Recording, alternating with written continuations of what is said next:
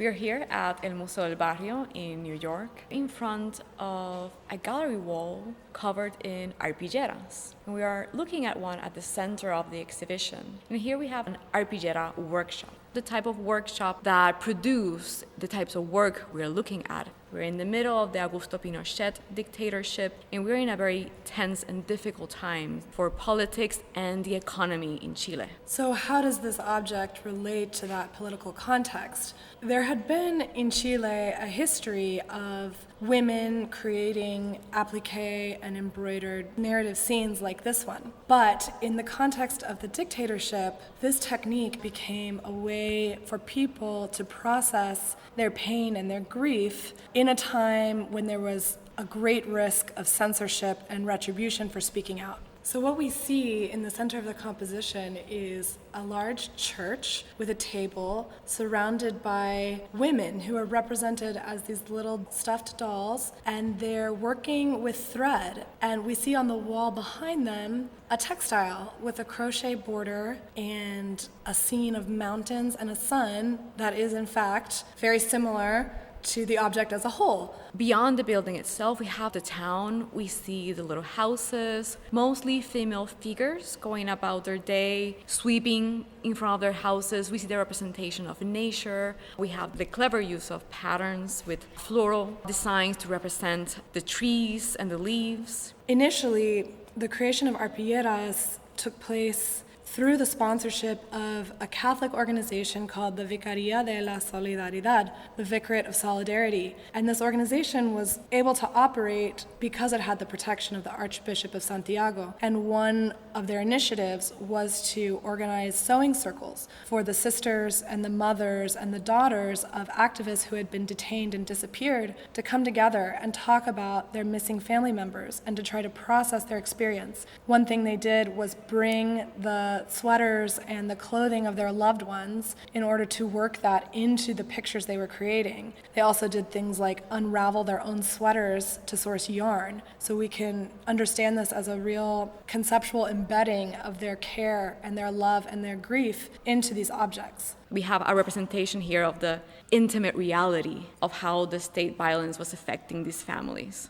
We have a smaller arpillera, and we are inside the family home. By the dining room table, we see female figures seated, but there, around the middle ground, we find an empty seat with a question mark on it, referencing the person that has disappeared, taken by the state. We also see possibly another arpillera on the wall where we have a portrait of a male figure, and it says, ¿Dónde está? Where is he? They don't have photographies, they don't have journalists that can publish what is happening. So now the arpilleras are taking the documentation of their lives and of their emotions and of their experiences in their own hands. And they are using a technique that they probably already use at home. There are at least 3, if not more, techniques happening in most arpilleras. Appliqué, or quilting, embroidery, the ornamental stitches used to create the details, and then crochet for the borders. At the end of the dictatorship in 1989, there was a peaceful transfer of power, and some scholars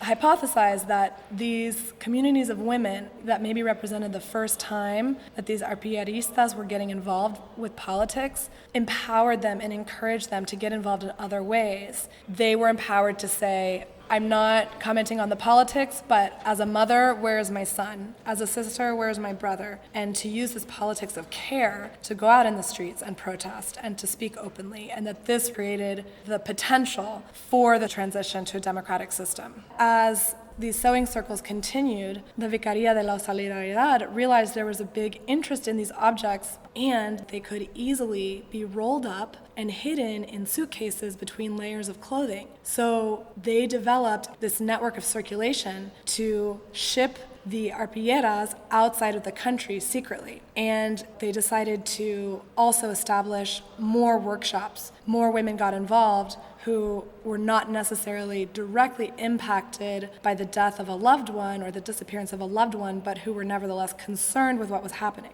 And so a body of themes began to emerge, like protests, where people are demanding work and justice and food to feed their families.